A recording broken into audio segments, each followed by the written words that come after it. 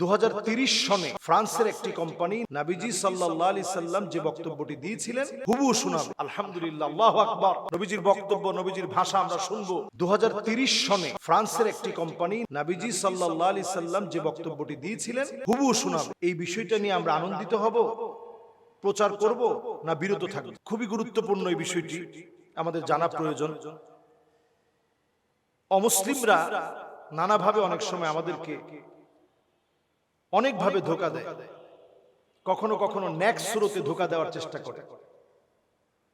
Next সুরতে যখন ধোঁকাটা দেয় তখন আমরা অনেক সময় ধোঁকা খেয়ে একেবারে বোকা বনে যাই। আমারও চোখে পড়েছে এই বিষয়টি।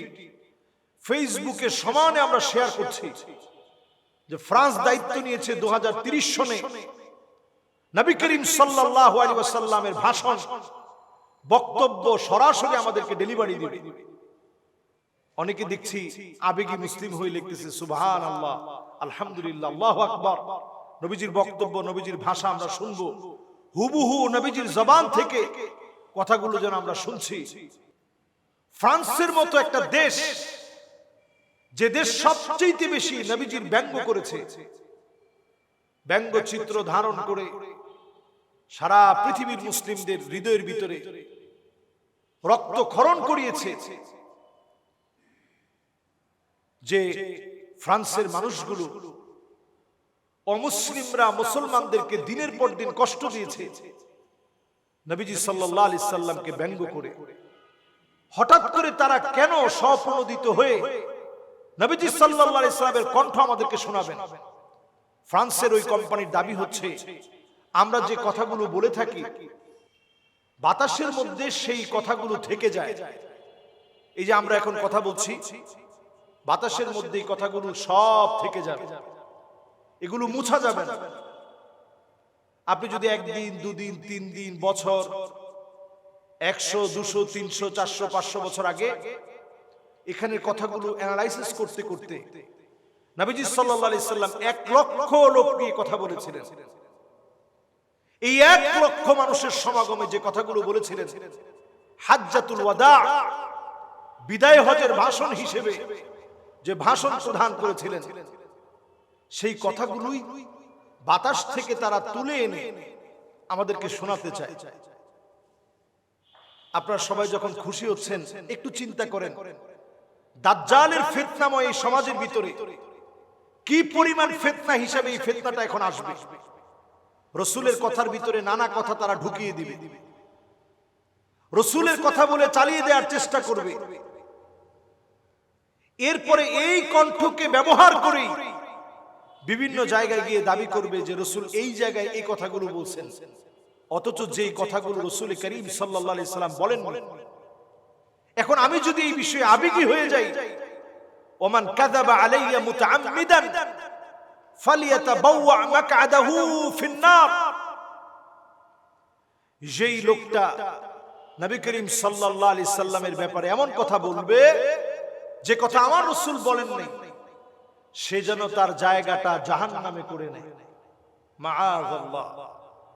এজন্য আল্লাহর কাছে পানাহ চাইতে শিখেন।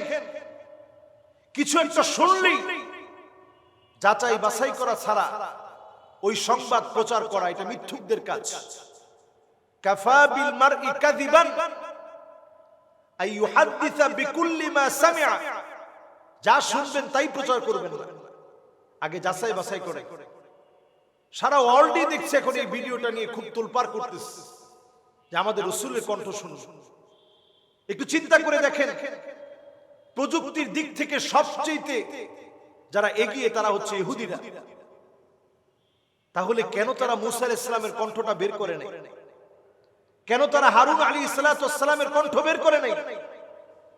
ইয়াকুব আলাইহিস সালামের কণ্ঠ কেন তারা বের করে নাই? দাউদ আলাইহিস সালামের কণ্ঠ কেন তারা বের করে নাই?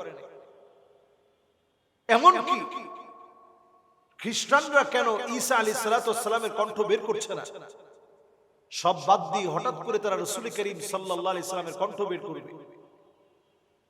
যারা প্রতিনিয়ত আমার রাসূলকে নিয়ে ব্যঙ্গ করে, আমার রাসূলের সম্মান কিভাবে কমাতে পারবে এই চেষ্টায় লিপ্ত, এই মানুষগুলো রাসূলের কণ্ঠ 2030 সনে সারা পৃথিবীর মানুষের সামনে রসুলের কণ্ঠের এই ভাষণ, হুবহু ভাষণ তারা সাউন্ড আকারে গোটা পৃথিবীর মানুষের সামনে পেশ করবে। এরা বাণিজ্যিক ভাবে ফায়দা নেওয়ার পাশাপাশি ওরিয়েন্টালিস্ট হওয়ার কারণে নানাভাবে মুসলমানদের ক্ষতি করবে, ইসলামের ক্ষতি করবে। এজন্য এখন থেকে আমাদের সজাগ সচেতন হতে হবে। কোনোভাবেই তাদের এই জাতীয় কর্মকাণ্ডের প্রচারক হওয়া যাবে না, বরং সচেতনতা বৃদ্ধি করে আজকের এই ভিডিও ছড়িয়ে দিয়ে আমাদেরকে সজাগ করতে হবে। কোনোভাবেই তারা মুসলমানদের বন্ধু হতে পারে না, তারা আমাদের পক্ষে কোনো কাজ করবে না। এই জাতীয় ভিডিওর সাথে আমাদের ইসলামের কোনো সম্পর্ক নাই, এগুলো আমাদের জন্য নয়, বরং তারা এই ফিতনা, দাজ্জালের ফিতনা দিয়ে আমাদেরকে ধ্বংস করার চেষ্টা করবে।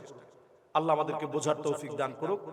আসসালামু আলাইকুম ওয়া রাহমাতুল্লাহি ওয়া বারাকাতুহু।